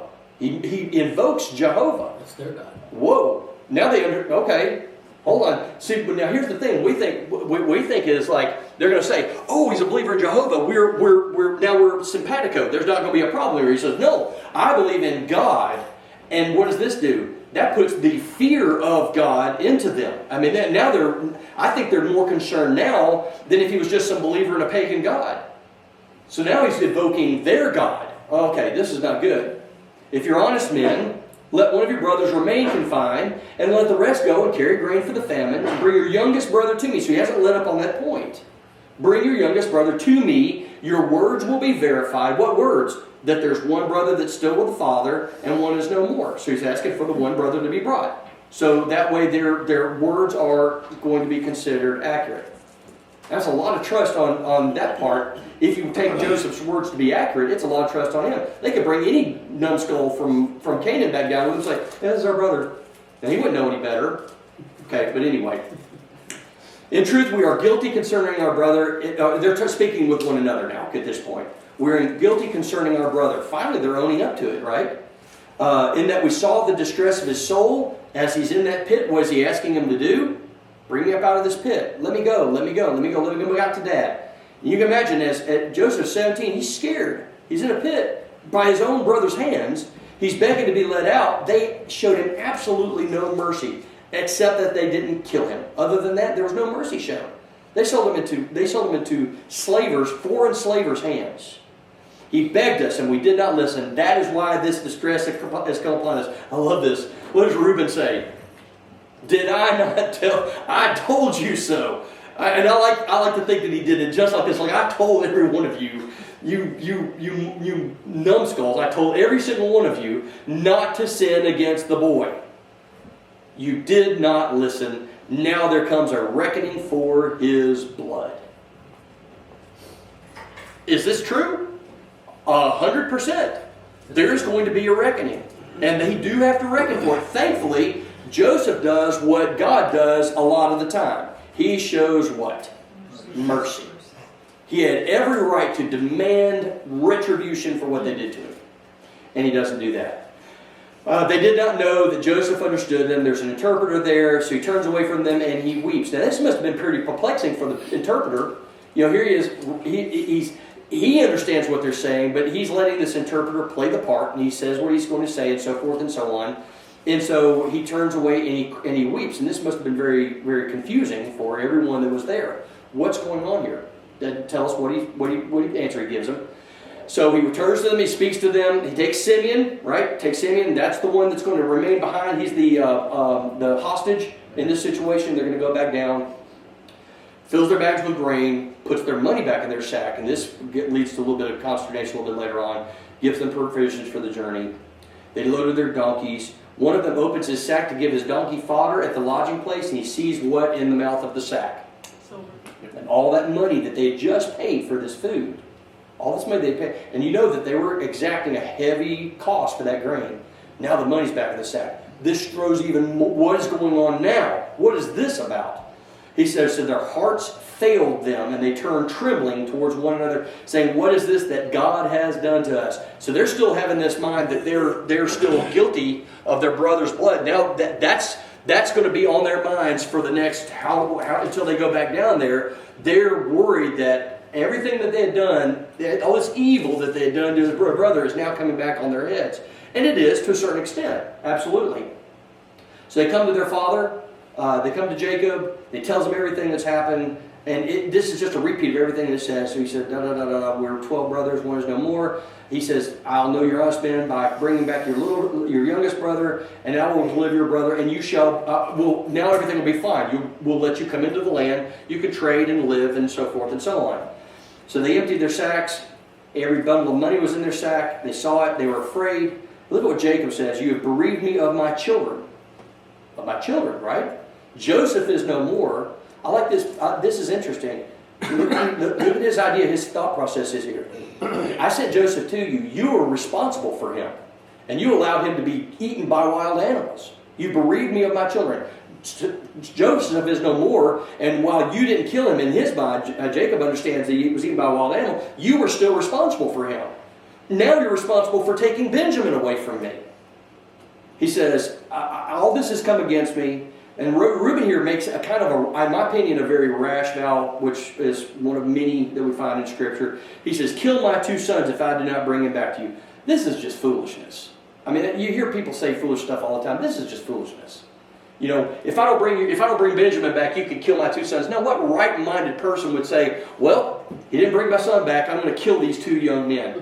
This is just Reuben being rash, but I think it shows his earnestness in the fact that I intend to protect Benjamin even to my own life and even to my son's lives. I'll be willing to protect him, but at the end of the day, can Reuben do anything about it anyway? Or can Reuben do anything about it if Joseph doesn't want it? No, he has no power there. But he's trying to make it clear to his father how important this was for Joseph, for them to bring this boy back. He said, my son shall not go down with you, for his brother is dead. He's the only one left. Well, he's not the only one left, but he's the only one from Rachel. Remember, even now that favoritism rears its head. Jacob hadn't learned anything yet. He's the only one left. If harm should happen to him on the journey that you're to make, you would bring down my gray hairs with sorrow to death. That's what Sheol means. The idea of that's the realm of the dead. So I'll go down and I'll be old and gray, and I'll go down miserable because my 2 sons from my favorite wife are dead, and that's how I'll die. And even to the point where I'll die of grief. Okay. All right, so that finishes us up. Anybody got anything they want to say about chapter 42? No? What's that? That's a good one. It is a good one. It is a good one. This is when it really starts getting good. All right, thank you very much. Appreciate it. We'll see y'all next week. Enjoyed it.